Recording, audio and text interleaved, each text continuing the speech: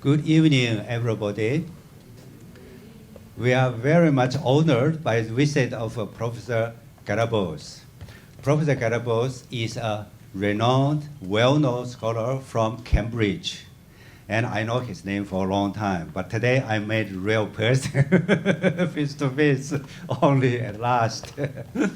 And he's renowned for his study of the Donghua manuscripts, and also the Tanggud manuscripts. Zhonghui is the setting there. The Tanggud manuscripts is very difficult to read. This is perhaps only a very few scholars who can read the Tanggud manuscripts, because the Tanggud manuscript, it's some kind of script, today very, very rare.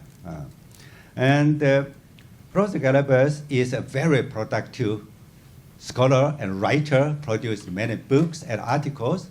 His latest book is on the Donghua manuscript culture end of the first millennium, and including many other papers. And today, his talk will be on the Syama Jataka.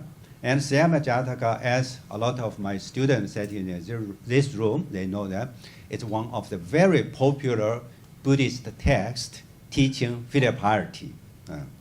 Of course, filial piety later on became very popular with another book, another text, but Syama Jataka plays a very important role.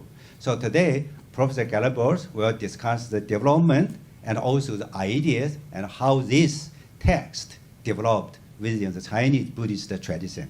So let's welcome Professor Garabos. So thank you.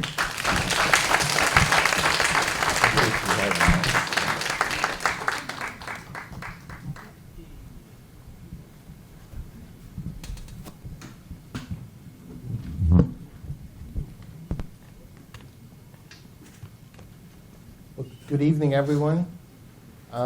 It's a privilege to be here, and I'm very grateful to Professor Guang for his very kind introduction, and also for the Center for Buddhist Studies, for Professor Halkias, and everybody who was involved in organizing this. This is a project that I've been working on for quite a while, probably started about 8 years ago, and since then, and it still hasn't come out. It's going to be a long article, but over the course of these many years, I've been also dealing with some personal issues which connected me closer to this Jataka, and so I wanted to share my research today.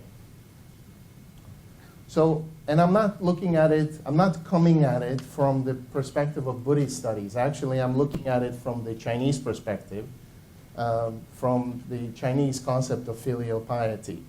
So we know this concept developed in China fairly early, and then already in the early medieval period, you have these stories of filial children.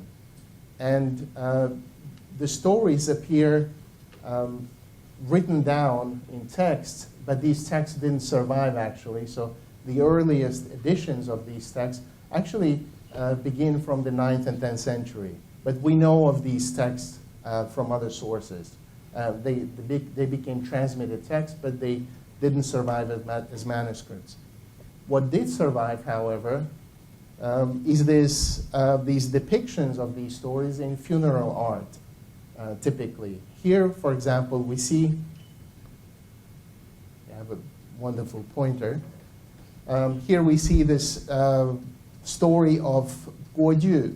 And Guoju is here, he's digging a hole to bury his son. So you can see the son. And if you grew up in China, you probably know the story, which is that Guoju and his wife, they were quite poor, and they were also supporting his mother. And then when they had a baby, they realized that because of the baby, they will have much less resources to support the old mother. So they thought about it, what to do, and then they decided to bury the son, to kill their child. And from a Western perspective, of course, this sounds like a heinous crime, but from within their own mindset, this was kind of making the ultimate sacrifice, right? So this is doing something nobody else would be willing to do. And for that reason, this becomes the story. And as you can see, actually, there are 3 shorter inscriptions here.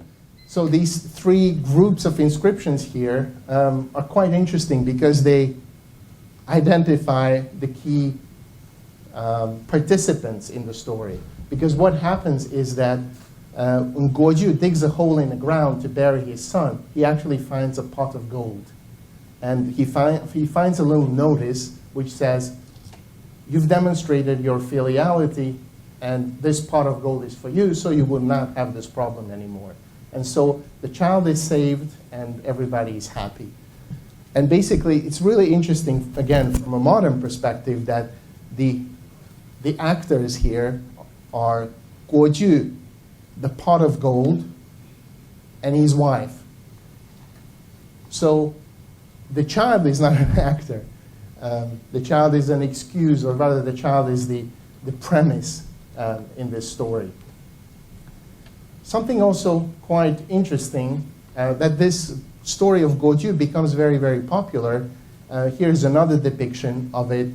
So Guoju is digging in the ground, digging a hole, and then he finds the pot of gold. And I don't know if people who have a different background, maybe they notice that this story is actually very similar to the story of the binding of Isaac. So Abraham is told by God to sacrifice his son, and at the very end, when he's about to do that, when he's about to cut his son's throat on the altar, an angel comes and tells him, "You don't need to do that. You've demonstrated your filiality to God, and we have someone else to sacrifice." And indeed, there's a ram, there's a sheep there, and so they sacrifice the sheep. So in these stories are parallel, but in one case, in the Chinese case, this ultimate love and devotion is not to God, but to a parent. And that's actually really, really interesting. But other than that, the 2 stories are remarkably parallel. Here's another story of Emperor Shun. Emperor Shun is one of the Chinese cultural heroes. And he's the one who takes over the governing of the empire, or the world, basically, at that time, from Emperor Yao, from the mythical Emperor Yao. But that's sort of the early Chinese story about him. And from about the Han Dynasty, there's another story that merges with this, is that he's a filial son. And so he has these 2 people, actually 3 people. In this case, you have, there's his father, who is called Guso, and his brother, stepbrother, who try to kill him. And the 3rd person who tries to kill him is his stepmother. So his whole family, basically, constantly trying to kill him. And he always escapes, miraculously, and he always loves them. He continues to love them. So this devotion to your family, to your parents, despite anything that they're trying to do to you, is kind of the moral of the story. So this is the background against which I'm looking at the story of the Shyama Jataka. And for the story itself, we'll talk about the plot of the story in a second, but for the story itself, we have to go back to the Ramayana, which is an Indian text, very early, written in Sanskrit, and it has different layers, of course, but it was definitely written before the 3rd century BC, and larger parts of it well before that. So in this story, in this collection of stories, actually, there is one which talks about something that later becomes the Shyama Jataka. So this is the story of King Dasharatha going on a hunt, and then he hears an elephant somewhere, but he doesn't see it well. Nevertheless, he takes an arrow and he shoots at the elephant. And what happens is he hits this young boy, and the young boy dies. But before he dies, he says that, oh, with one arrow you killed 3 people. And the king goes over there and tries to find out what happened, who is talking. Then he realizes that there is this young boy there on the ground. And the boy talks about this to the king, tells him that now that he's dying, he's actually saying that one arrow killed 3 people, because it's not only him, it's also his parents who will die. Because his parents are blind and they live in a forest, and he takes care of them. So he brings water to them every day from the river, and without him they die. And then there's a longer discussion. Basically, he dies, then the king goes to find the parents and brings them over there. And nobody blames the king. They realize that this is an accident. Nevertheless, the father puts a curse on the king and says that he will suffer a similar fate. And indeed, later, the king's son also dies. And that's when he realizes, it clicks for him. He realizes that, okay, this is because of the curse. And indeed, today, I suffered the same fortune. So this story in the Ramayana is very, very popular not only in India, but all over Southeast Asia and South Asia. So it becomes used, and the entire Ramayana is, of course, very, very popular. So these stories enter the popular tradition, and they continue to this very day. And so you have, for example, a later story. It turns into this person, this boy who's not named in the story, turns into this person called Shravan or Shravana. And this is the earliest European depiction of this story. And this depiction shows him taking care of his parents. So he's carrying his parents around. And actually, if you look at the previous image, you can see that even in the Ramayana, these kind of, this bamboo pole with 2 seats on which he carries his parents is there. This is an indication that he's a filial son. He's taking care of his parents. Of course, this requires enormous strength and devotion. You have to be very willing to do this, to put the effort in.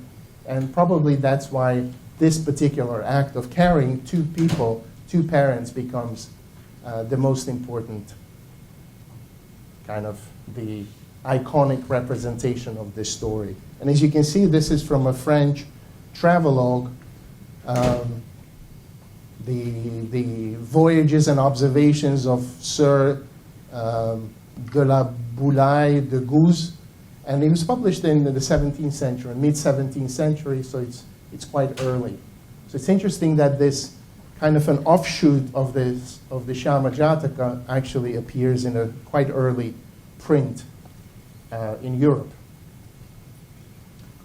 But this story continues, and even today, if you look it up on the internet or anywhere, you would find probably hundreds of different books and YouTube videos about this. This is part of everyday culture today. And the boy is called Shravan Kumar. So Kumar means a child, a boy. And he's one of these, in India, in Hindi culture, he's one of these models of how to behave well. And obviously the point of the story is filial piety, that you have to take care of your parents.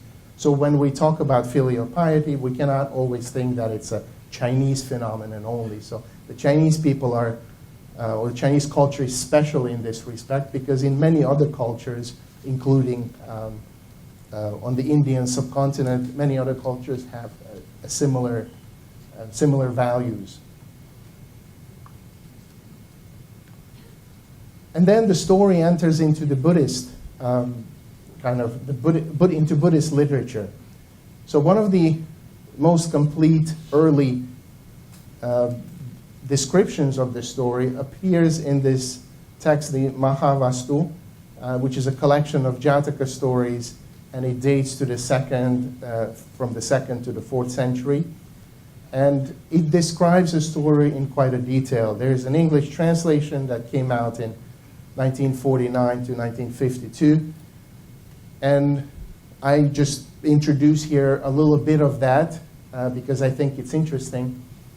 And where it talks about the boy growing up in the forest with his parents. His parents are blind in the story always, and he grows up with them.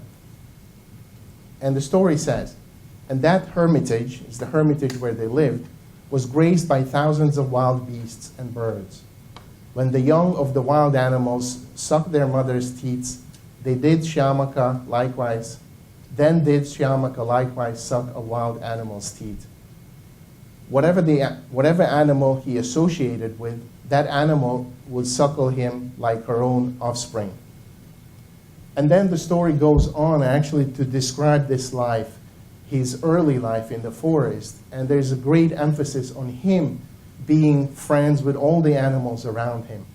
So he plays with them, he sleeps with them, they come into their home. It's a very symbiotic relationship with the animals. But not only the animals, but the whole forest around them.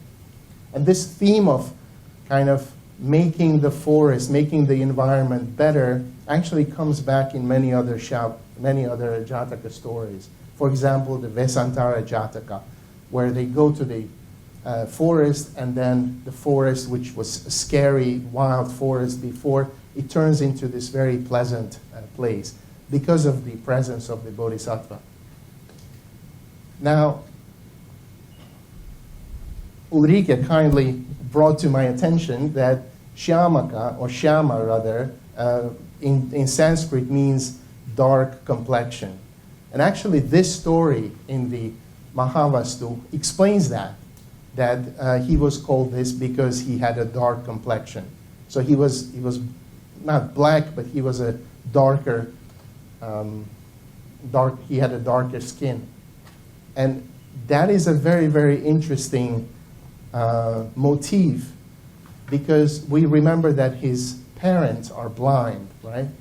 And then his name in Chinese will be, as we'll see in a minute, will be associated with looking, with a glimpse or a glance or a wink. And so this idea of the eye and like the darkness of the eye and the brightness of the eye is present in this story. And actually, in this sense, it parallels the story of Emperor Shunzi, who was the filial son, because his father was called Guso, which means blind man or blind old man. And his name, Shun, okay, now we don't write the Muzapang, the I radical, but actually it meant that word, which means a glimpse or a blink.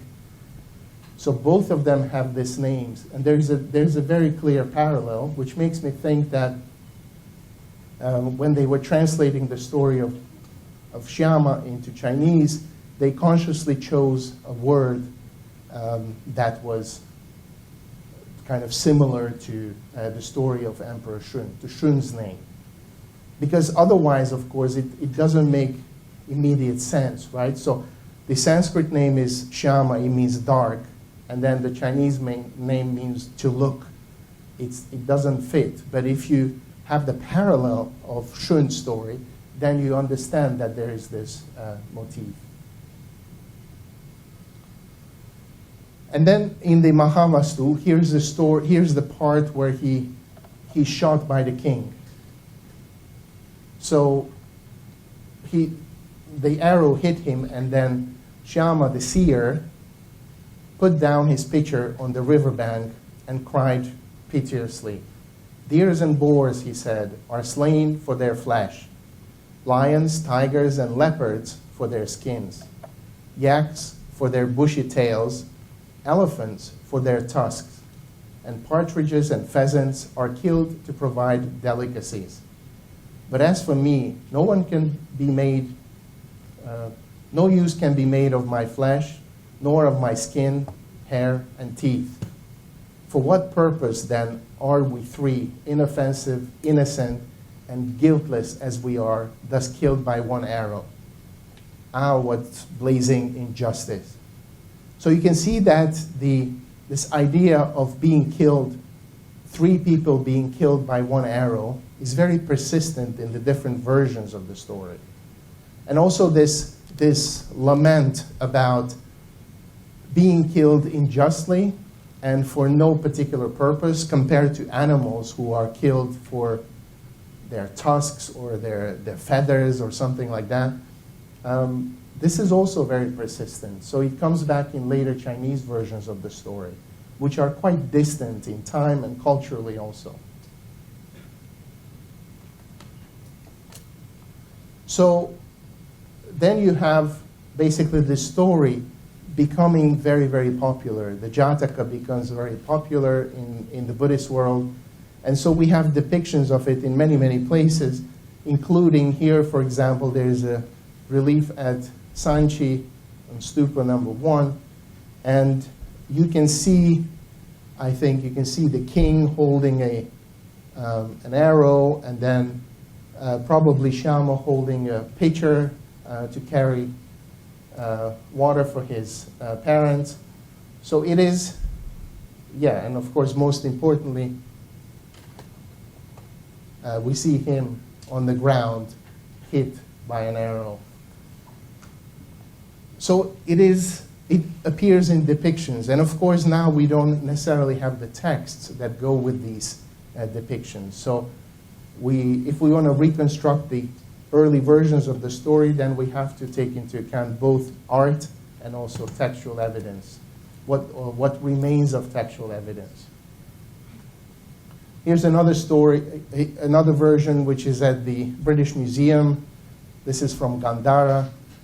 And here we see Shyama lying on the ground with a very thick arrow in his chest. And then yet another one here. He's lying here, and he's supported by his father and his mother. And this motif, again, as the old parents come and hold his body, is also very persistent, but there are some variations. Whether the father holds the head or the knees or the legs, or the mother does that, changes from one story to the other. And it actually gives us a kind of a little bit of help when we try to trace the transmission of the story, of the different versions. So in China, one of the earliest full translations of the story, or rather elaborate descriptions of the story, is in the Liu Du Ji Jing by Kang Sen-hui, who was from Jiaozhi, so in northern Vietnam. He was a son of the translator was a son of a Sogdian merchant who went to Jiaozhi. And he translated this collection of stories in the 3rd century, and one of them is the story of Shanzi in it. And he uses this character to translate the word, or rather to transcribe the name. So it's a phonetic transcription, obviously, but at the same time, the meaning of the character probably also matters, as I mentioned earlier.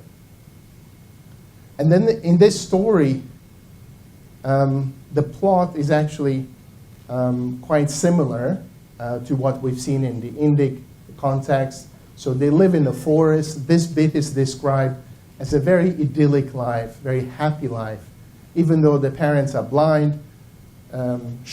So at this point, he's not called Shama, he's called Shan, right, using the Chinese name. So Shan is taking care of his parents, and he brings water to them. But when he does that, he goes to the river along with the deer.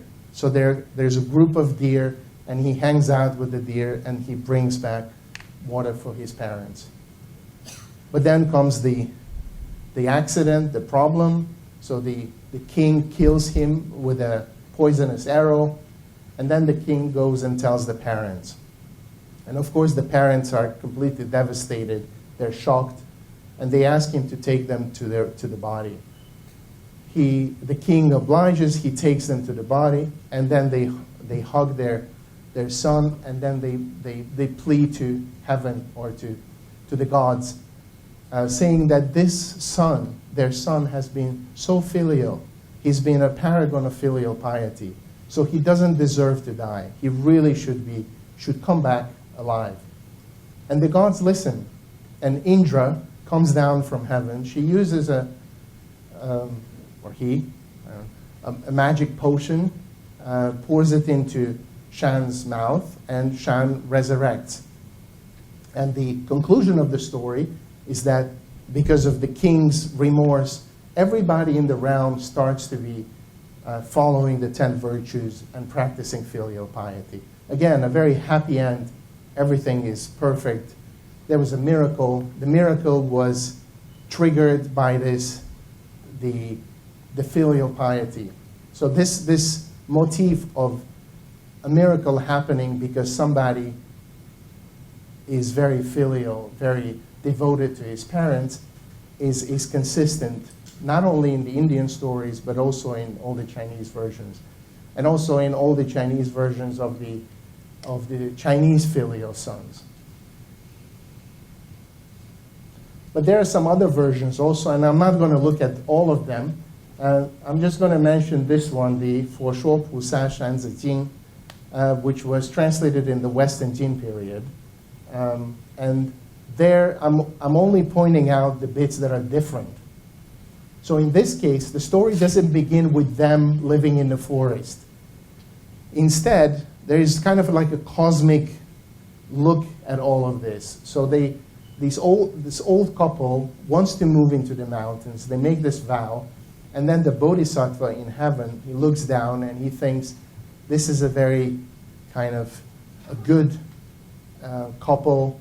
They're blind. They have no one to take care of them. And so he decides to be reborn as their son. And so he comes to live with them. And when he is, I think he's 10 years old, that's when they move into the forest. When Shan is killed by the king, then the whole mountain changes. So the animals start to wail, and then there's a storm, violent storm. There's the trees are falling down. So the entire scene goes through this metamorphosis, which parallels what I said earlier, this idea that when the bodhisattva moves to a place and he lives there with his presence, he makes the whole place come alive and become very, very pleasant. So now he dies, the whole world around him just crumbles, basically, becomes a very dark and scary place. And so the parents don't need to listen to the king. Even though they're blind and they're away, they immediately recognize that what happened is that their son had suffered some sort of problem, probably died.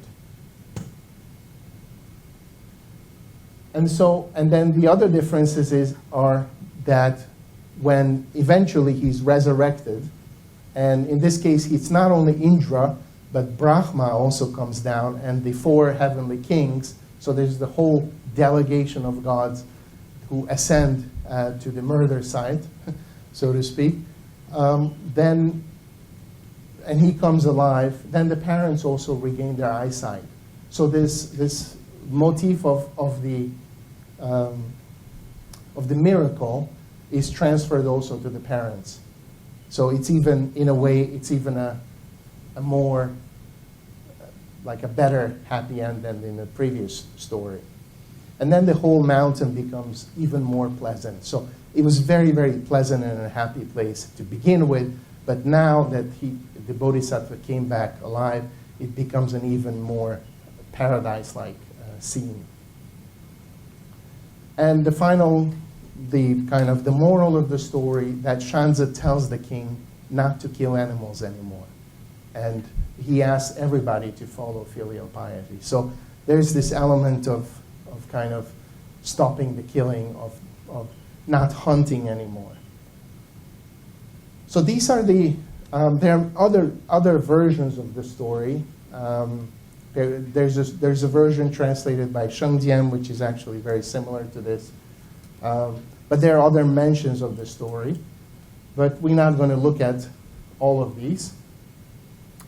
I just wanted to also emphasize here that the story probably existed in many languages because we see it in art throughout what is today Xinjiang and also Gandhara. It appears in art, but it does not appear in text. So we don't have these texts. By comparison, the Vesantara Jataka or Vishwantara Jataka is found in Chinese, Tibetan, Sogdian, Old Uyghur, and Tocharian versions. So it's very, very interesting to have all these versions because they show us that this region was, of course, not dominated by Chinese-speaking people, but there were all sorts of people living there. And these versions are not always the same. So quite interestingly, for example, the Japanese scholar Yoshida Yutaka has this article about the Sogdian version of the Vesantara Jataka, which is called something like "What Happened to the Legs of Vesantara" and of Sudana, using the Chinese name, or the Sogdians also borrowed the Chinese name. And so he talks about a completely different version of the Vesantara Jataka, which doesn't appear in the Chinese. Like, we don't have that. Interestingly, it appears in Mongolian in later period. So it's a really interesting web of interconnected text changing and also being written in different languages. So if somebody wants to go after this, I think they would need to look at all these different languages and different layers, chronological layers. It's very, very interesting. So we can guess that something like that would have been the case for the Shyama Jataka, but we don't really have evidence. It is mentioned in a Khotanese manuscript, this IOL Khot 65, so IOL in the Office Library, Khotanese manuscript 65. It's mentioned only, so by name, the Jataka is mentioned in this text called Jataka Stava, but the whole story is not there. But just by purely finding a reference to it also actually tells us that this was something people knew about and the story circulated. Well, this story obviously in Khotan, so in the southern part of the Silk Road, in modern-day Xinjiang. But there's actually, in art, it's a very popular story. So throughout Xinjiang and Gansu, you have many, many different places where the story appears. So this is one version on the ceiling in cave 114 in Kizil.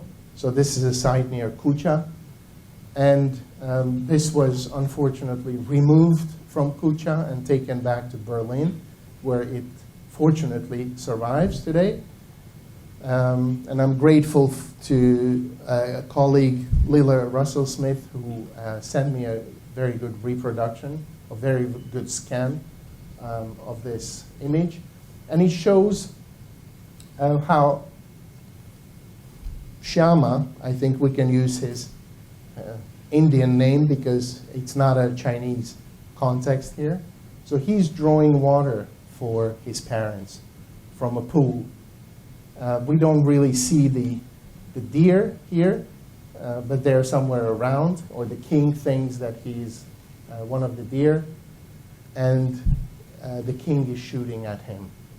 And just below, we move down a little bit, you see this mural where his blind parents are depicted in a cave.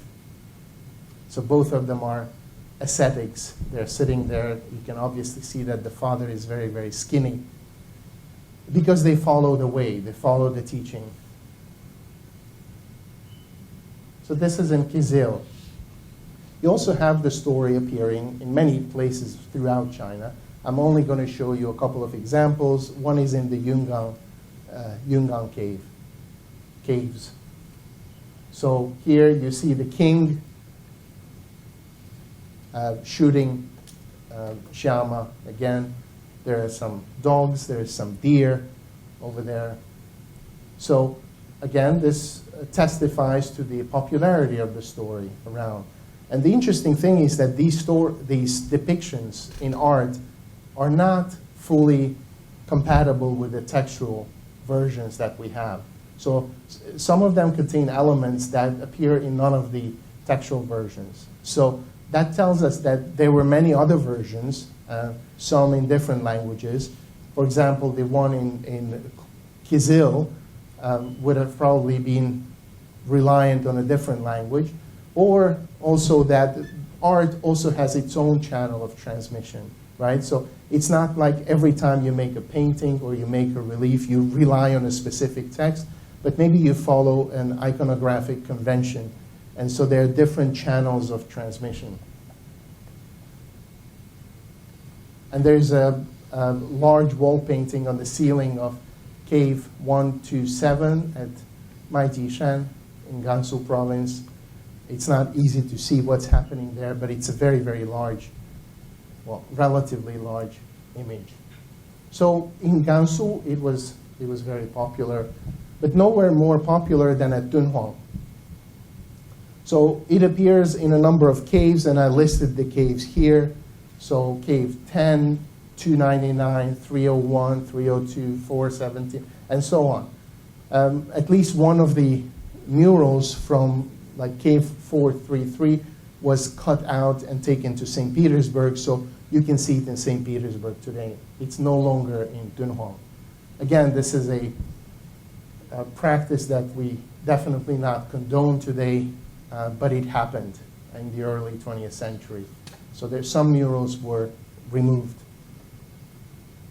and some were destroyed by accident, actually. So this scene shows the king hunting for deer and probably shooting Shan in the process. And this is the kind of the main cave where the story is depicted most elaborately. And I wanted to talk about this cave in a little more detail because I want to show how the story is depicted, how the narrative sequence is depicted. And there's really a narrative sequence here. So it begins. Ooh, hold on. So it begins here. This is a different story. It begins here, and it goes around here. This is the, so we're coming down from here, and then go around, and then it continues on the right-hand side on the top. But actually, that's not the sequence in how it goes, because it's a really interesting sequence how this happens, because there are scenes. So it's kind of like a cartoon. It's a progression of the story, and you have different scenes. And so you have scene 1 here on the side, and scene 2, 3, but then instead of continuing here, as you would assume probably that there is a continuity in this direction, instead of that, it jumps up to the side again, to the other side, and goes 4, 5, and sort of the culmination of the story, the miracle, happens here. I think it's important that this is at the longest stretch and kind of in the center, and basically the story from both directions channels into this final scene, which is the scene of the miracle. So the miracle is kind of the punchline, the most important part in this story.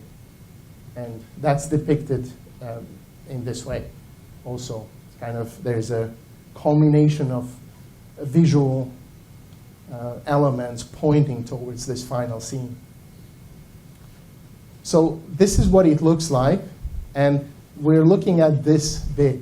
So in this bit we see, again, we see something that we don't see in any of the texts. What's happening here? So what's happening here is that the king in his palace is talking to his ministers or to his people, and they're planning to go out on the hunt.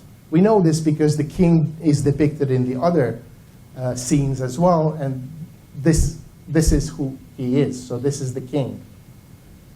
This element of the story doesn't appear anywhere in any of the textual witnesses that we have. But again, it's quite interesting that it kind of begins almost like a secular story. It has this political angle, so to speak. It begins with the king. So it's almost like the story is about the king. It's not about Shyama. This is in a way similar to the story in the Ramayana, where the story was about the king, about the curse he receives. And we don't even learn the name of the boy. But this is already the Buddhist version, and it's quite interesting that this kind of motif is preserved as well. And if we go to this wider bit, at the bottom we have several scenes there.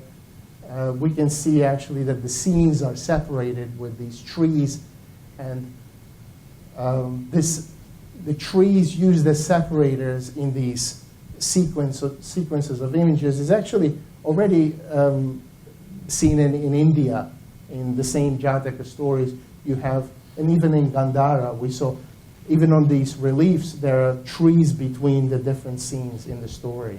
Quite interesting.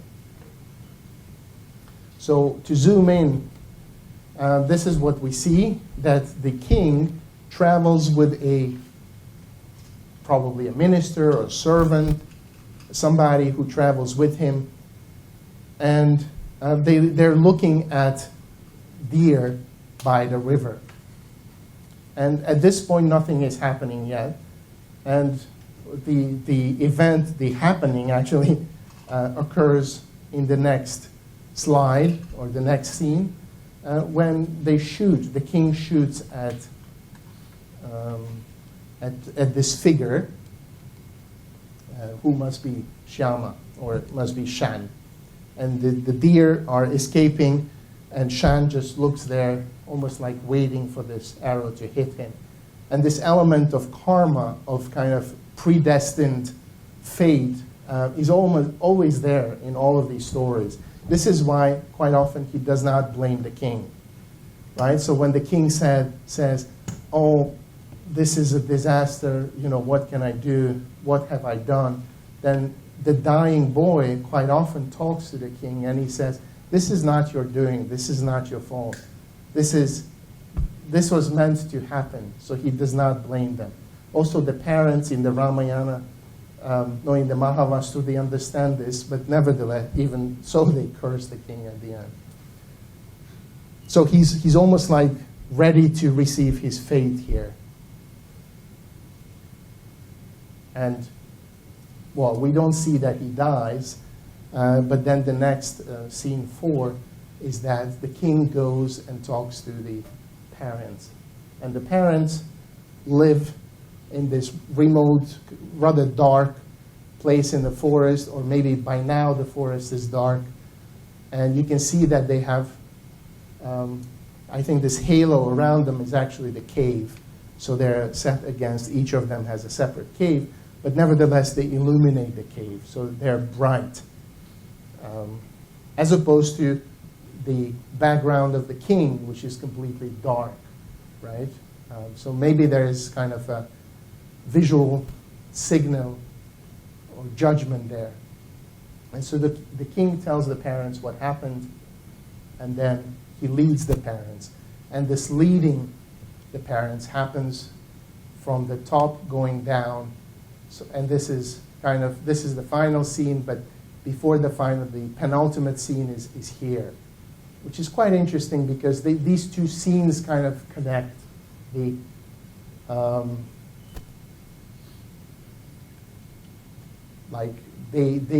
These figures, they seem to be looking at what's happening here. So they're not entirely separate scenes, although you have the trees, the customary trees, which signal that these are different scenes, different slides, so to speak. And then the resurrection itself is very glorious. I mean, the colors are dazzling, or there's quite a bit of effort that the painter went into to kind of signal this very, almost like a blazing descent of a deity, maybe Indra, who is going to heal the boy. and resurrect the boy. And this is where the parents are kind of supporting their boy and trying to, they're praying to the gods to resurrect him. So this is the Buddhist story in China. This is what happens. We have these relatively early translations of the story, and then we have lots of depictions in art, in caves typically. So, well, that's where Buddhist art survives from the pre-modern period, but there's quite a bit of it. So it was a very, very popular story, and probably it was much more popular in art rather than in text. So among the in the Dunhuang corpus, I don't even remember if there is one copy of this sutra. It's not a common text, but it's a common image. Art is common. Instead, what happens, what we see in Dunhuang, is we see this story changing again and becoming one of the filial piety stories of the Chinese tradition, the Confucian story, so to speak, right? So it distances itself from its Buddhist origin and becomes one of the paragons of filial piety, like Shun and Guoju and other people. And so in Dunhuang manuscripts from the 10th century, or late 9th century, 10th century, you start having the story.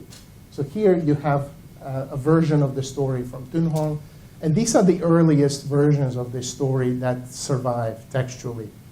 So obviously the transmitted stories might be older, but they didn't survive in physical form, and their textual witnesses are actually later. And I'm not going to translate the whole text here, but just a little bit of the kind of the action scene. So it says, the king drew his bow and shot at the group of deer, accidentally hitting Shanzi. With a fainting voice, Shanzi cried out, saying, "With one arrow you killed 3 persons." When the king heard the human voice, he dismounted and inquired what had happened. Shanzi answered, "My parents are old, and both of them are blind. If nobody takes care of them, they will certainly starve to death." Having said these words, he died. So this is and of course here's the Chinese version we saw earlier, so the story goes on. Well, the story itself doesn't go on, so it stops here. So there's no miracle, interestingly, which I think is really surprising. But then there's a little, like Shi Yue, right? There's a little summary in verse at the end. And I think it's very surprising that there's no miracle, because most of these filial piety stories have a miracle at the end. So something happens, something like the parents regain their eyesight, as in the case of Shun, for example. We're not going to talk about his story anymore, but there is that element there. Or something happens, a miracle. But in the story of Shanzi, which has a very, very clear miracle in the Buddhist tradition, in this Chinese popular tradition, the miracle is left out, which is very interesting because it influences how the story evolves later, because it does evolve further. Something we see here also is the name changes. So instead of using the character Shan, which means glance, blink, or flash, or wink, they start using a different character, which is also pronounced Shan, and kind of means the same thing, but it's a different character. And so there is this disconnect between the stories in the Buddhist tradition and in the, I don't want to use the word Confucian, like Confucian tradition, but let's say popular Chinese tradition. And nevertheless, I don't think the similarity was not apparent to anyone at that time, because they would have known the story from art depictions, and if they come across the same story in these secular texts, then they obviously would have seen the similarity. And then what happens later, and we're basically talking about the 2-3 centuries as we go on. What happens later is that Shanzi becomes Tanzi. So he's often written with this character, which is basically the same character as this one, but using a different radical, right? And they were probably pronounced very similar at that time, but today they're pronounced completely differently. So one is Shanzi, the other is Tan. And so he becomes this known as Tanzi. And Tanzi is interesting because there was a Tanzi in Chinese tradition. He was the Marquis of Tan. So the zi there doesn't mean son. It's a noble rank. One of the five noble ranks in pre-Qin China, in early China. And so supposedly this person lived at the same time as Confucius, and maybe even taught Confucius. And so because of that, he's often referred to as Zhou Tanzi. So Zhou referring to the Zhou period, but then it just becomes a surname. So suddenly we have this person like Xing Zhou, right? So whose surname is Zhou and given name is Tanzi. And there's this gradual kind of moving away from the original Buddhist version of the story, even in the name. And parallel with this, we also start having depictions of the story in murals. And these depictions begin with the Song period. There's only one single copy, one single example where the where the image appears during the 5 dynasties. So this would be somewhat earlier. So probably the first half of the 10th century. But so this is identified by archaeologists as Tanzi. But I don't think it is, because there's nothing else. Here's another image from the same tomb. There's nothing that tells us that this is actually Tanzi, and even that this is a deer. It's not very clear. And also because of the date, 5 dynasties, I am inclined to think that this is not the story of Shan or Tanzi. It's a different, maybe not even a story, but we don't know because it's not very visible. But we do have the story, and sometimes you have inscriptions that tell us that this is the story. And so this one, for example, the image is a little blurred, but I think it's visible. It's from a Song tomb from the late 11th century, from Huguanxian in Shanxi province. And we see this little boy wearing almost like a costume, and that costume is obviously the deer skin, right? So he's wearing the deer skin. I don't know what he's doing with his hands. They're probably drawing water. It's not very clear, but it's only him. So there's nothing else. We only know that it's him because of the context. So there are other filial sons there, and with this costume of an animal skin, it has to be Shanzi. But there is no king, so the king is irrelevant. The focus is on the boy, right? Because he's the hero in this story. He's the one who's so filial that he becomes a kind of, he triggers a miracle.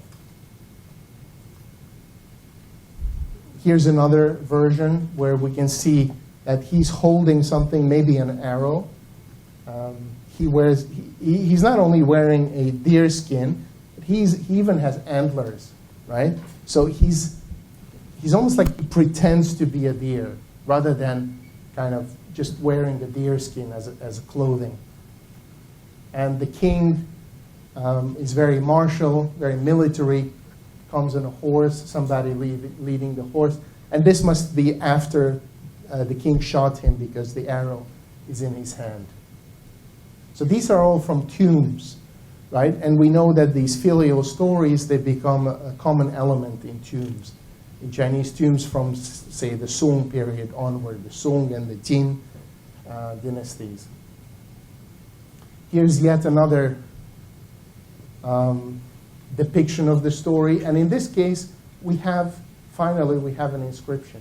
And this inscription says, 摊子为母司路如, right? So it's not immediately obvious what it says, but probably something like Tanzi is trying to get or wants to get doe milk, so deer milk, for his mother.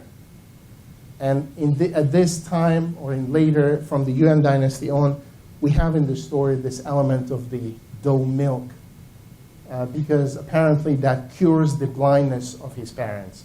So he's after. This kind of explains why he's hanging out with the deer. What is he doing with the deer? Which is not very clear in the original Buddhist stories or even in the Ramayana, right? He just happens to be kind of like he's on very good terms with all the animals. So that element here is completely gone.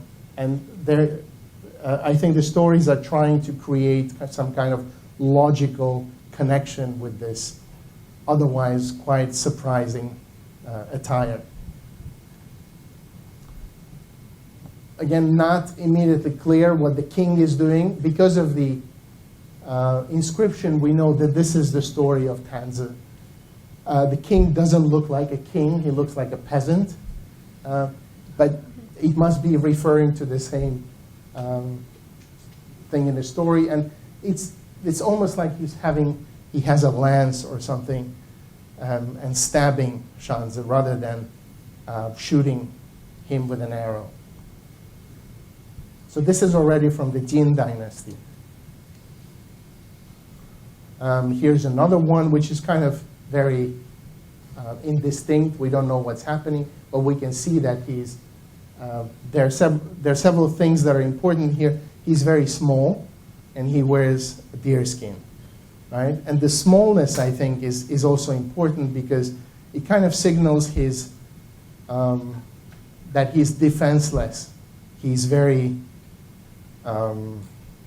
it's like a fight between the powerful and the innocent. So it's, I think, probably referring to his innocence.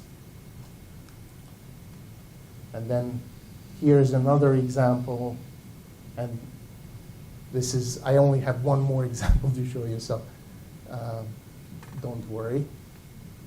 This is a rubbing of this mural or engraving or relief in a Sung tomb. And here, quite interestingly, his name goes back to the Buddhist example. But it doesn't seem to be a Buddhist story. It's still this mainstream Chinese popular story. And the king, again, on a horseback, and Shanzi is already sitting here wearing his costume. But he's identified, his identity is there. And then finally, I wanted to show you this example, which was at the front, at the poster, actually, for this talk. Also, this is from a Yuan dynasty, so the Mongol period tomb. And it's quite interesting that the king is very dynamic, kind of befitting the Mongol period, horseback riding. But quite interesting that the figure of this, which is not very visible, but that figure underneath is really milking the doe, right? It's getting doe milk. And there's an inscription which actually explains that. The inscription says that he's giving doe milk presenting doe milk to his parent, to his parents or parent, probably his mother.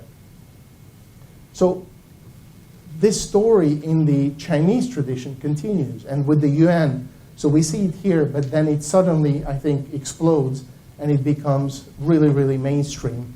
And it becomes one of the 24 paragons of filial piety, the 24 Filial, right? So the story is then everywhere, and it continues to this day. Although maybe in the last decades there's less attention to these, but this is an early 20th century book, for example, about the 24 Filial. And we see the same story appearing here. And quite interestingly, actually, at this point, the story becomes kind of flat. There is no tragedy, there is no miracle. It's almost like nothing really happens. And so that's why I think it's very interesting. Why would it be part of the 24 Filial? But it's interesting that it is, because the king here does not kill him. The king here just kind of goes there, is almost to shoot him, and then Tanzi says, oh, okay, stop, I'm a person, actually. And the king says, what's happening? Oh, I'm doing this and that. And basically, this accident is stopped before it happens. And then he's collecting dough milk for his mother. So there are these elements. The caring is there, but the miracle element is no longer there. So here's a translation of this. Obviously, there's some mistakes, like instead of went, you have meant, and things like that. This is an early 20th century version. So, and here he's described as Tanzi of the Zhou dynasty, right? So it's already completely changed from the original Buddhist version, which was the version with which it actually came to China. So if we look at this whole, the transmission of this story, I don't really want to build up kind of this chronological, linear evolution of the story, because that's not what actually happened. But we see that there was the Ramayana story, and this Ramayana story continues to this day in lots of countries throughout South Asia and Southeast Asia.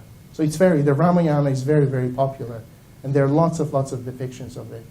But then the story in China, sometime in the early medieval period, the Buddhist story gets translated, and images of the story within the Buddhist context start appearing in Western China, and also then they move into Central China. And this Buddhist version, again, continues. And it's not as popular today as before, but it is part of the Buddhist culture even today. So it didn't die out or something, but it's there. So these two versions go hand in hand. They're parallel, perhaps happening in different parts of Asia. And then finally, we have this mainstream Confucian version of the story, which again lives on. And so that we have these three parallel channels, and obviously there are many, many subdivisions between these main channels, which are just continue to this day. So this is kind of an interesting case where something that began with in a particular tradition kind of went or changed in a different tradition to something, then changed again, and it just continues to evolve or continues to be used. And the same person is actually revered in different traditions until to this very day. So basically, this is what I wanted to talk about today, mainly, to show, I mean, to me, it's very exciting how something like this can remain, even the earliest, something that's more than 2,000 years old, even that earliest version continues in some form today, and later versions, they also continue. So thank you very much, and I hope to listen to your comments or questions. Thank you.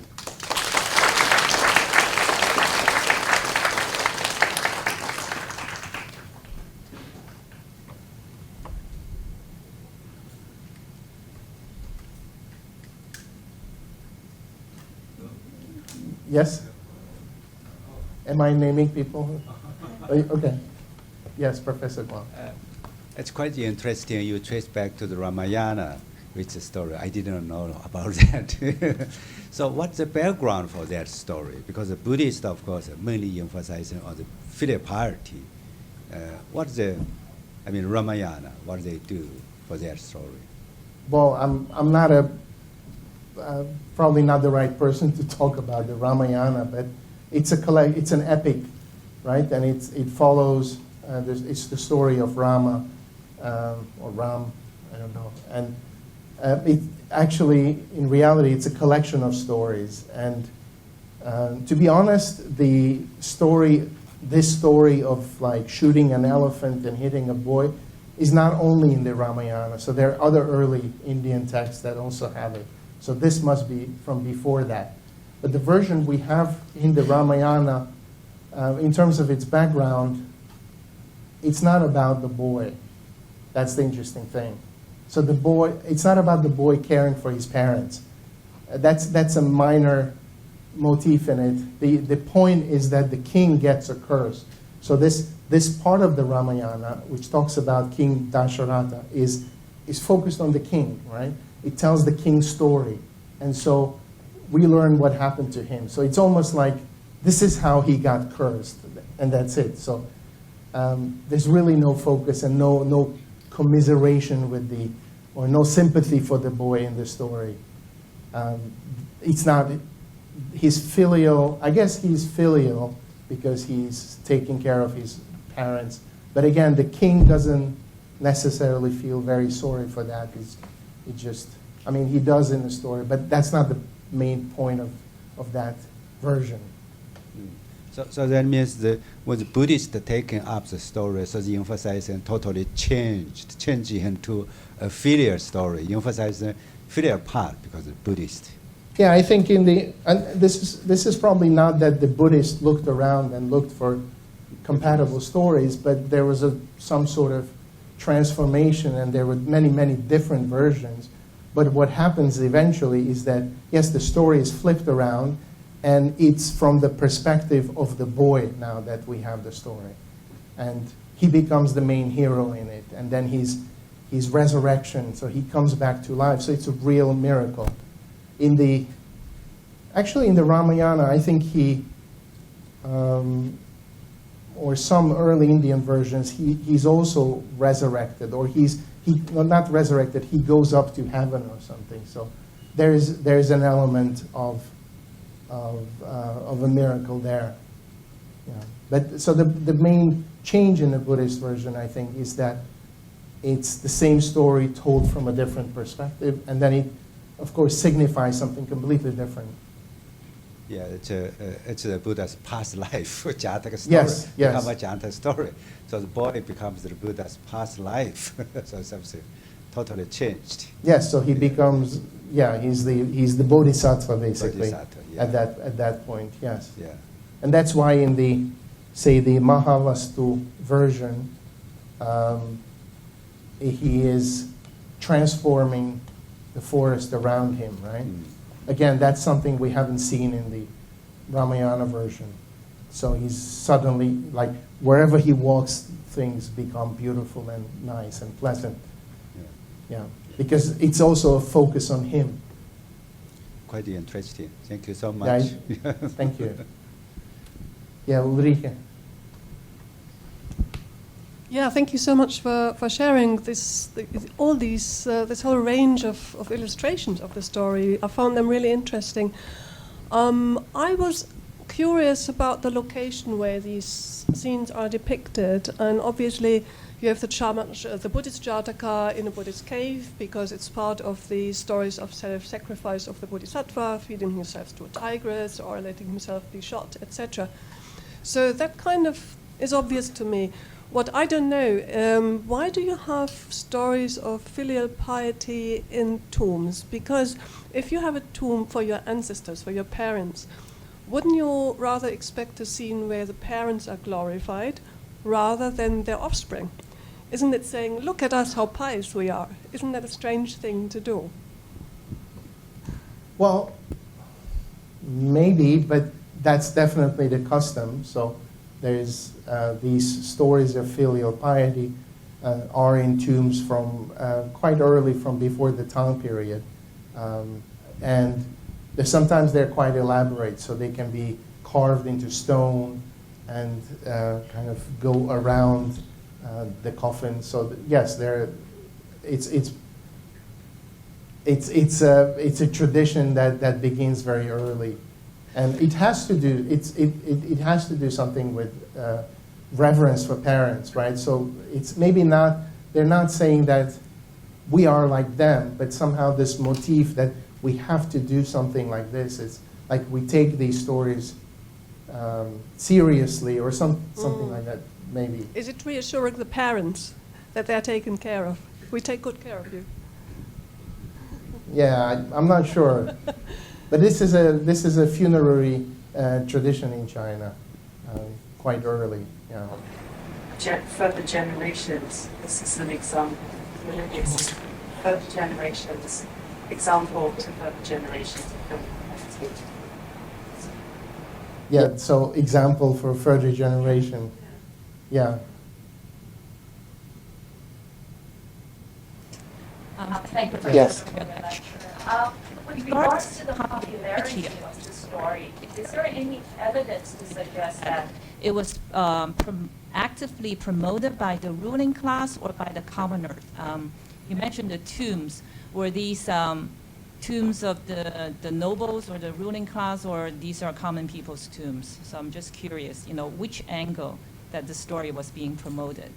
Also, these tombs from the Song Dynasty onward, I think many of them are just probably ordinary people.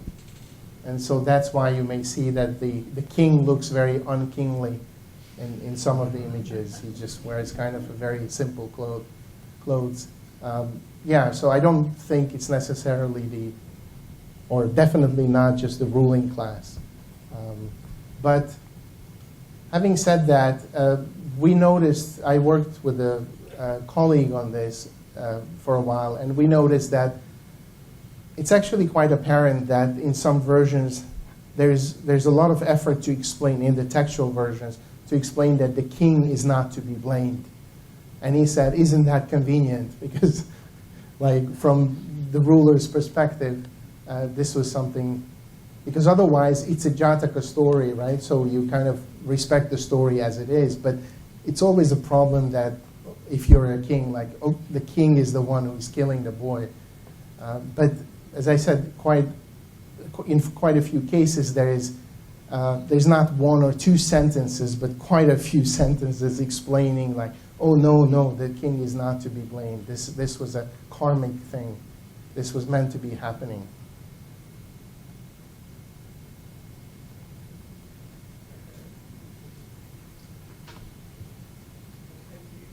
Thank you very much, Professor.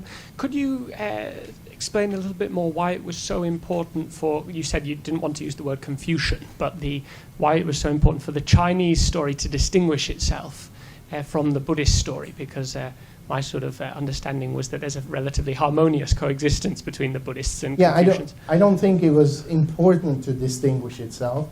So, because there's some ideas that maybe they distinguished them, they hid the identity of Shanzi. They wanted to kind of conceal the Buddhist origin of the story. But I don't believe that. As I said, I think it's quite recognizable if you live in this culture. But rather, I think it kind of got distanced over time, perhaps by being used in a different context. So I don't think it was a important thing to do. It's rather maybe just something that happened.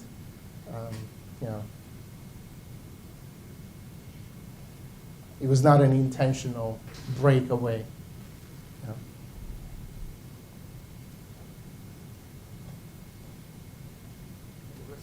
Yes. Some similarity between this story that this little child sucks the milk from a doe, and in the Roman legend, I think. They also suck milk from Romulus and Remus. I wonder why there is similarity between the two. And another thing is, Now, in the case of the Romans, they have wolves. In the case of Buddhism, they have deer. I'm not too familiar with Buddhism, honestly. Does the deer represent anything in Buddhism? Well, I mean, the deer is very common in Buddhist stories, right? So think of the story of Liu Sahe, who is shooting deer, and then he goes to hell for that. And so I don't know if there is any symbolic significance to the deer. Maybe. In this case, wearing a deer skin, I think it implies also maybe innocence or something like that. And also that he's part of the forest. So he's part of it. He's not an outsider, like the king, for example.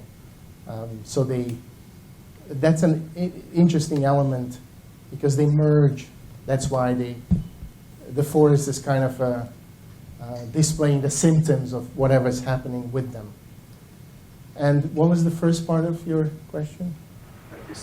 Not really a question. I saw the similarity between. Oh the story of Romulus and Remus.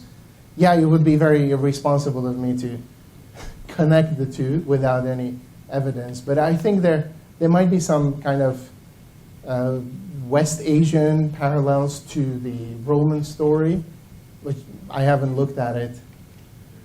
And of course, there are Chinese parallels to that, right? The Xiongnu and stuff, where they, one of the princesses, she marries a wolf and all their offsprings. So there are all these nomadic elements in that, but I'm not sure what the Roman story is. On the other hand, the Buddhist stories in the Mahavastu, I think has a modern parallel in the story, the Jungle Book, which was written by Kipling, who lived in India, right? And I think he probably, because it goes on for a long time describing how he's playing with all the animals. And I think Kipling might have been influenced by these stories, which would have been part of the local folklore, I think. Yes. And in Jungle Book, the boy is dark in color, I think. Whereas in the Chinese story, they become Chinese, not so dark. Yes, so in the Jungle Book, he's also dark. In the Indian versions, he's dark color. His name is dark also, but in China, he becomes more like a Chinese boy. Yeah, just like which is common in, like, if you see Christian images, then Jesus and Mary, they also become Chinese in the Ming Dynasty and Qing Dynasty. I mean,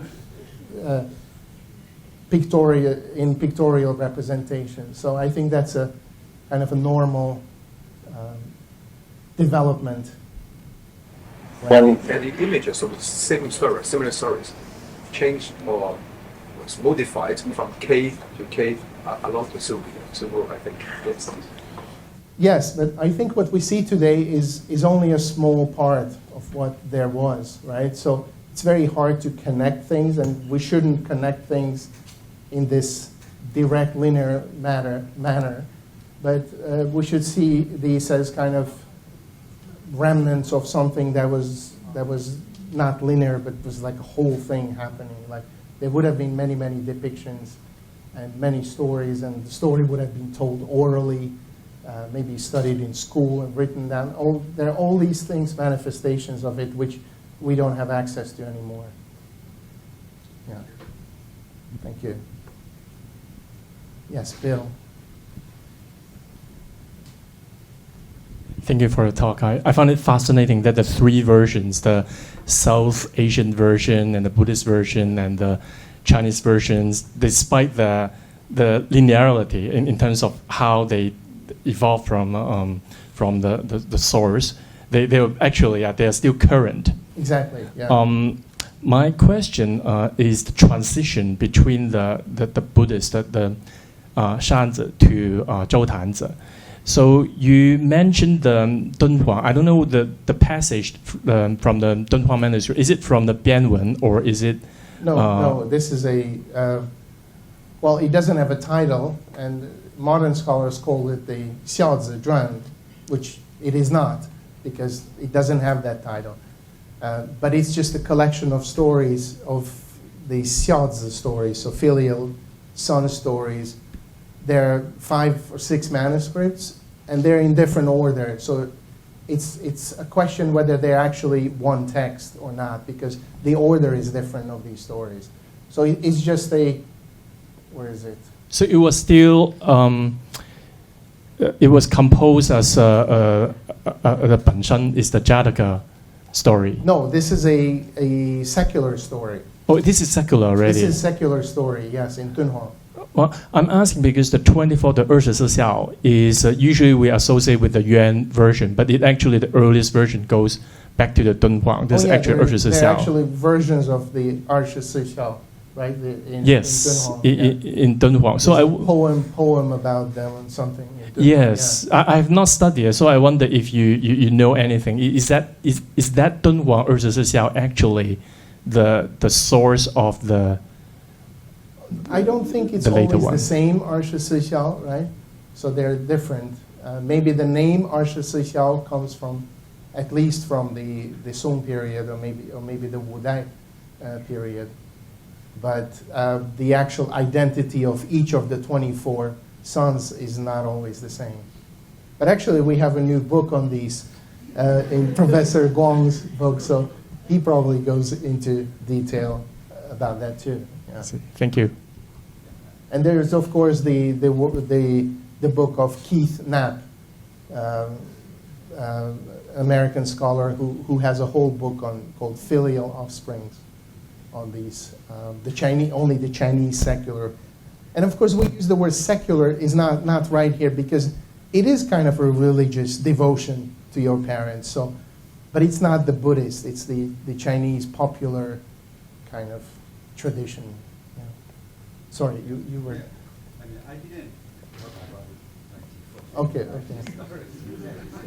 But anyway, what you have said, the earliest is the 10th century.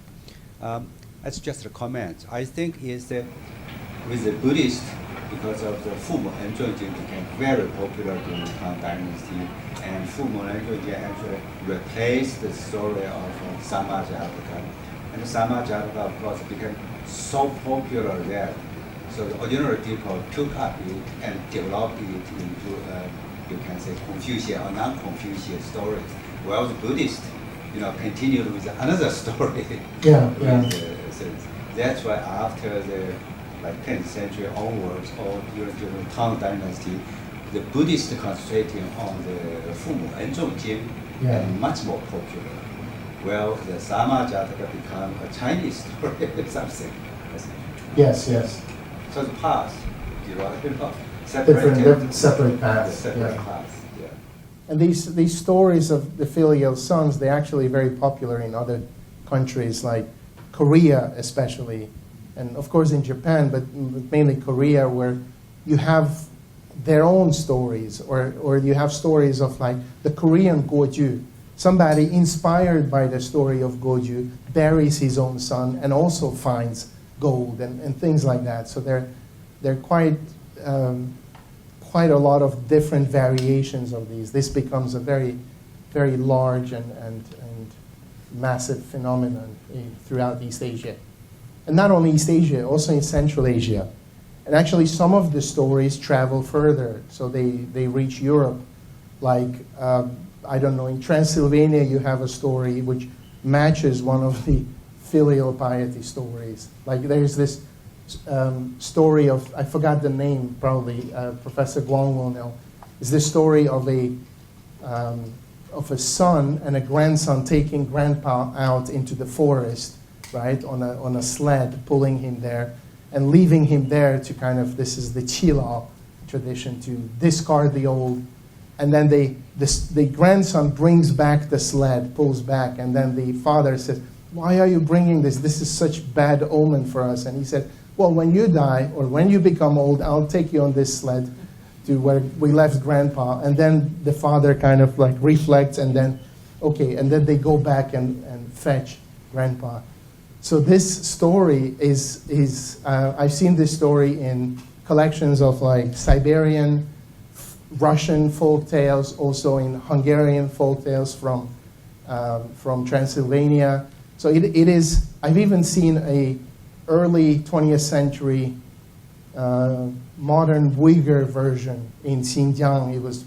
It was printed by Reverend Hunter, who was working there. So it enters different languages and it becomes very, very popular. Yeah.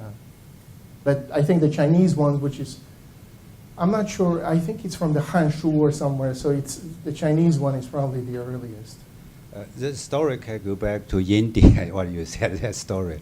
There's in that collection, there's similar stories, Qi Lao Zhu. Yeah. It's the India story. Perhaps the India story transmitted to China, perhaps. Maybe. Yeah. Yeah. And this whole Qi Lao tradition to discard the old people, it becomes a very important tradition in Japan. So there are many, many stories about them there. Yeah, the Kiro tradition. This is the opportunity to ask a question. Yes? Professor, thank you for the very interesting and a very important topic for us to learn something new about Shanzi, the story of Shanzi. I'm very interested to know, did you identify which text is more relevant to the Gandhara sculpture relief? No, I didn't actually even work on the Gandhara sculpture. So my interest was, when I began writing on this, my interest was mainly kind of this manuscript from Dunhuang. From Dunhuang. And I wanted to see how it transformed, how it became this story, right? Why it lost the ending, for example. But then, as I was writing, I had to look at more and more other versions. Right? During the peer review process, people wanted me to dig deeper into the Indian connection. Yeah. Which I didn't want to, because that was not my focus, but I did, and I found lots of other things which should be written up as a different paper probably. Yeah. But yeah.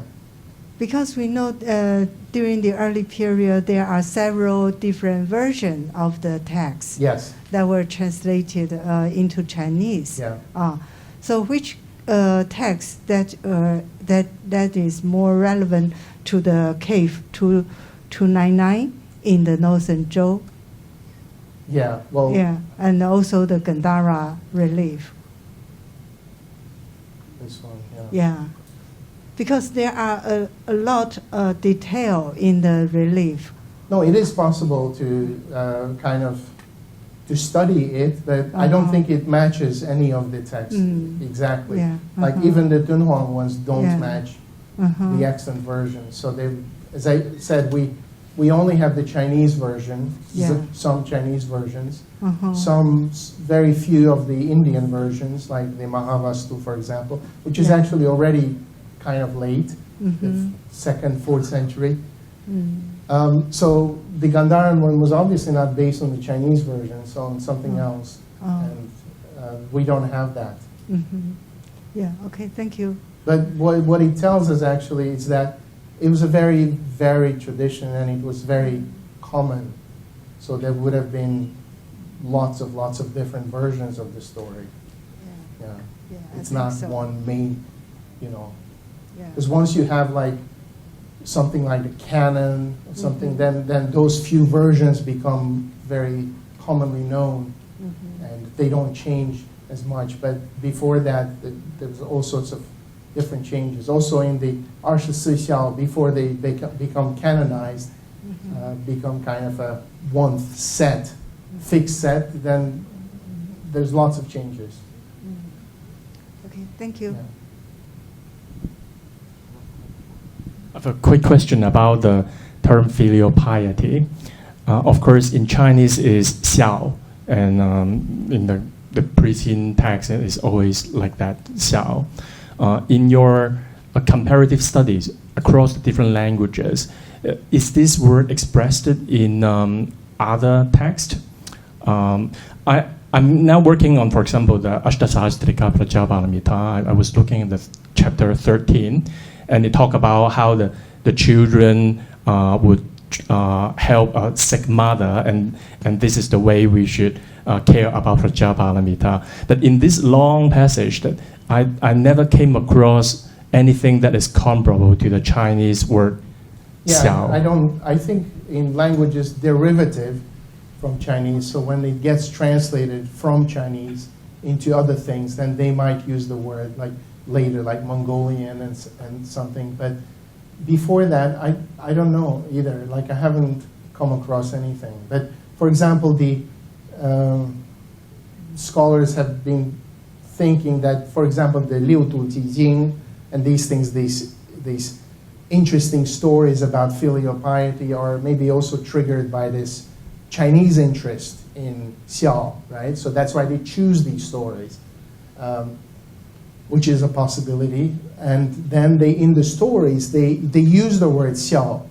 So somebody was like zhi xiao, like very, very filial and something. But that, we don't know what the original was, so it might have been something completely different. It might have been something, he really loved his parents, right? And then it gets translated into Chinese because by that time in China there's this interest in this concept. You did show the case of the Indian, the Shravana in the Ramayana, and that little picture book saying "dutiful son" or something like that. So maybe. This one? Yes, the virtues and values and Shravana Kumar. Yeah, so here, I don't know in Hindi what they use. I mean, you would be the right person to look it up. Oh, in Tamil. You're learning Tamil, so you should. But Nakamura said in Indian, the Sanskrit language, there is no such a word as xiao, he said. Okay. In his book. It's called the so probably no such word, xiao. No such kind of word. But of course, the filial practice should be there. Yeah, of course, in China, xiao is an interesting term because it has early precedents, right? Quite early, going back to the Warring States and even earlier. And so these later, in the early, or in the Han period, and after the Han, they start to be used for these children. And I actually think these are different traditions. So like the Xiao Jing doesn't talk about these anything like this, right? It just emphasizes how important that is. So I think we're dealing, like it's very easy to connect this from early China to medieval China because of the word Xiao and this whole concept. But I think there are different traditions. So once the Indian influence comes in, then I think that's when this interest in filial sons developed in China. I'm not sure if I'm correct in this, but... Just related to this, I ever read an article saying that actually in the early Sangha of China, used the story to defend the critics on them, because the Buddhism actually required people to leave their home so that they can't support their family in home. So that's a critic from the society at the early, when the Buddhism first come to China. Did you find a similar thing in your study? I didn't look at these, but I can see how it's very relevant, in such debates where they're always talking about, the 出家 and these things where you leave your family. Because there are debates later, right? And where this concept always comes up and gets criticized. Yeah. And so, we're shaving your head or whatever. Yeah. So it's a good, there's actually quite this book talks about... coming from Professor Guangxi. This book talks about those overlaps.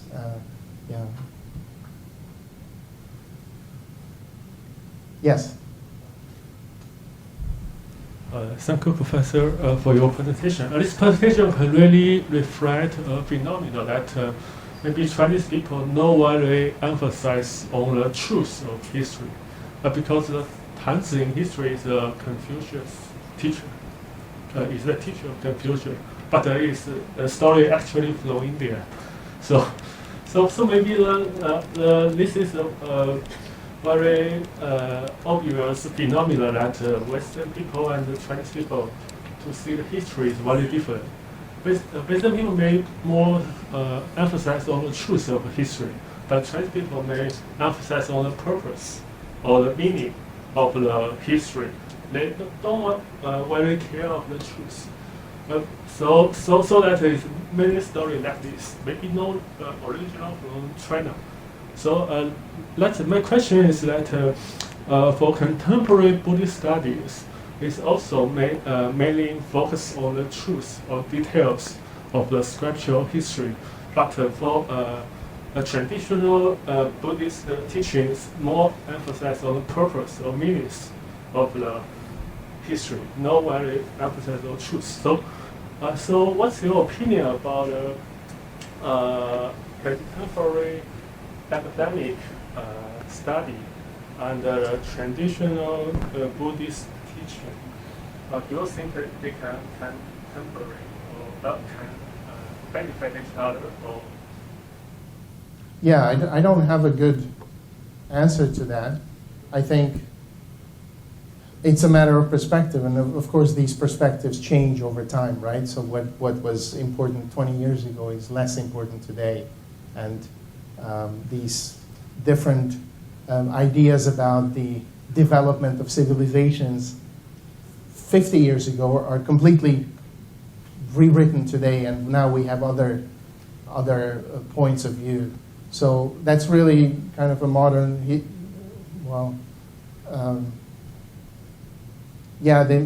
question of modern research approaches in scholarship, how you do that. I mean, my own approach in this one was really just trying to follow the threads. It was very simple, just to kind of find something and it's like, oh, okay, let me find out what's happening here and then go further. So I was not looking for the truth or the motivation even. Just following the evidence. Of course, I'm interpreting it in some way, but that's kind of my approach. Probably comes from outside. I mean, I'm very interested in the multilingual and multicultural exchanges over Central Asia and also towards China, maybe further. But I think that's not the wrong approach here. I think that's a good approach in something that's actually happening in this area. Yeah. So I don't really have a very clear opinion on which one is better or whether they can coexist or not. Actually, lots of different approaches can coexist. Yeah.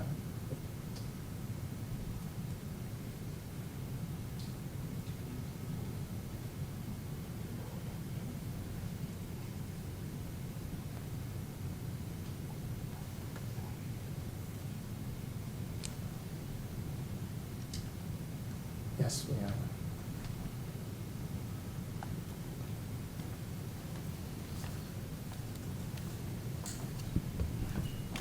Thank you very much for this very fascinating presentation. I really learned a lot from your presentation. Just a follow-up question with the gentleman. When this story came to China, and then the person originally Sanzi, and then in the Chinese version it attributed to Tanzi, do you think it is something, the people doing with a purpose, so that gives some authority that, okay, this story is really from the Confucius perspective, or it's just a beautiful misunderstanding? Yeah, I don't really think it's a misunderstanding. I think it's, maybe giving authority to the story, but again, I think they're not really trying to deceive anyone. So these changes would have been fairly obvious, and maybe there was no contradiction. So it was not like, oh, if we changed it to Zhoutanzi, then what's going to happen? Then it doesn't fit anymore, because I think people were more relaxed with these categories, and also there would have been lots of different versions, I think. So when you mentioned that this story came to China, yes, this story came to China, but rather we should maybe say this story has been coming to China, right? So it would have come in like dozens or maybe hundreds of different versions, most of which are lost. And the images also come to China, probably separately, in a different way. So yeah, it's not like Shanzi gets introduced to China and then everybody knows about Shanzi, but rather it's a gradual process of introducing it, or introducing again.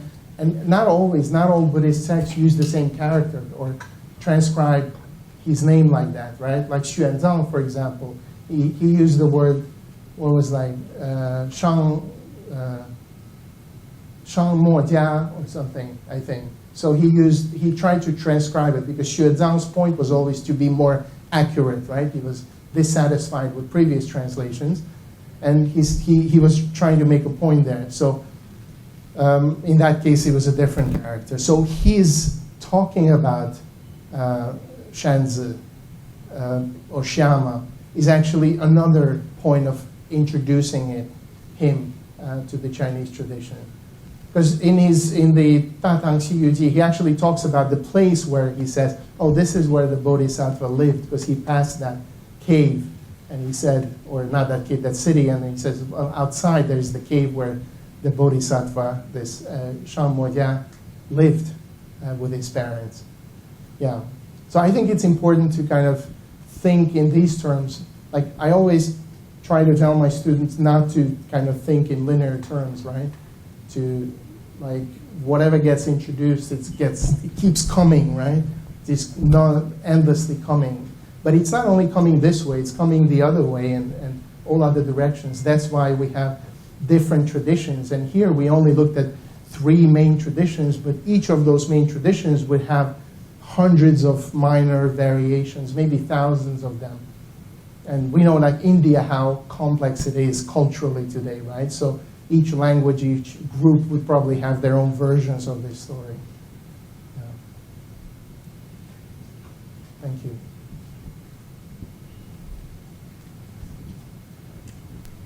Thank you for your presentation. So in the presentation, you provided some pictures of the way this story was rendered at different places. And I was just wondering whether, and you've also made interesting comments about the fact that the textual transmission of this story might be somewhat different to the visual transmission of this story. And I was wondering in your work whether your focus is mainly on the textual transmission. You provided those images tonight just for some context, or whether in fact your work is also looking at the synergy between those 2 lines of tradition. Yeah, well, because of my training, I probably focus on text and languages, and then I'm always prompted by colleagues to look up images and stuff. And for the presentation, obviously, I didn't want to give you parallel tables of different languages and different versions, so I chose the images, yeah. But I'm not an art historian, so I'm a textual scholar, and I focus on the text. But I do recognize how important the images are, obviously. But then you sort of said, is your sort of hypothesis that perhaps the visual tradition might have been more powerful in transmitting this story, or that was just sort of a throwaway remark? No, it's not a hypothesis, and I probably didn't say it was more powerful. Or maybe I said that, but my point would have been is that there was another parallel transmission of images. So same story could have come as text, as images, in different versions, each of them in many different versions, and probably other versions like, say, orally.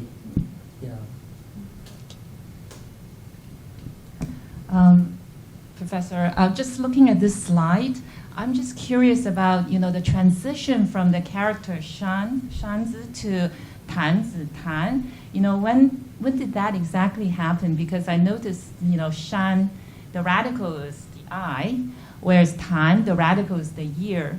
So as you know, in the earlier version, Shanzi was caring for his blind parents, so perhaps the I was quite important in his name.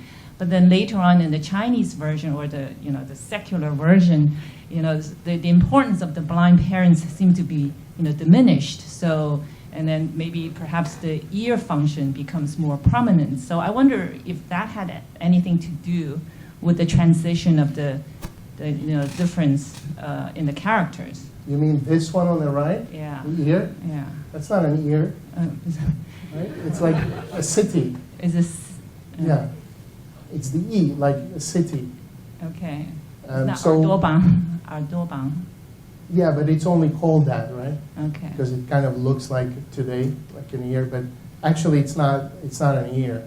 Okay. It's added to place names. And so if you look up Tan in the dictionary, it doesn't have any meaning. It means a city somewhere in Shandong. It's a region, and also it can be a surname, probably deriving from the city. So, okay, I do think that originally the I radical is important because he's taking care of his, because of the significance of his parents' eyesight.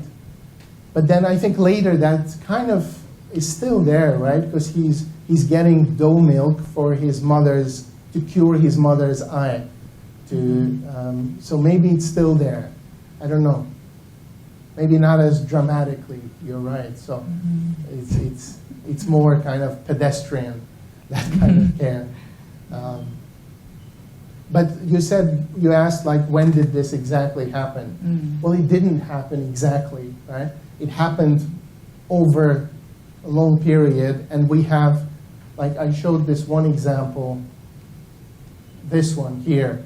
So this is from a Song Dynasty tomb, and the character used there is the eye.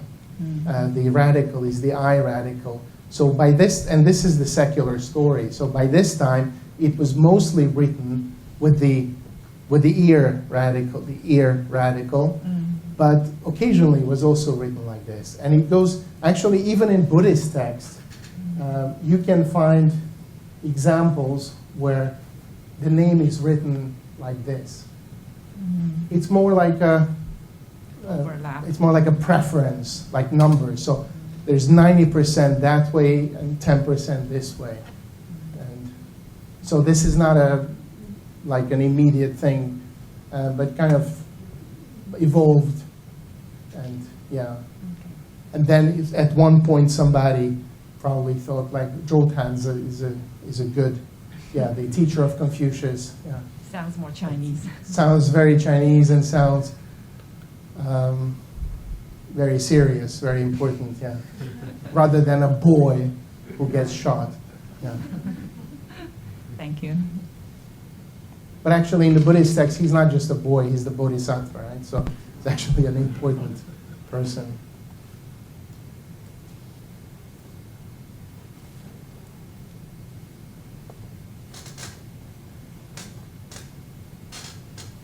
I think time's up, and also there's no questions.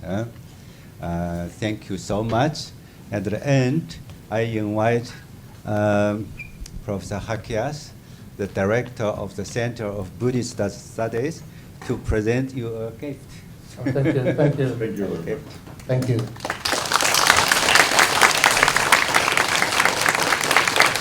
Thank you. Thank you. Thank you so much for the Thank you. interesting and thought-provoking stories. Thank you. Thank you.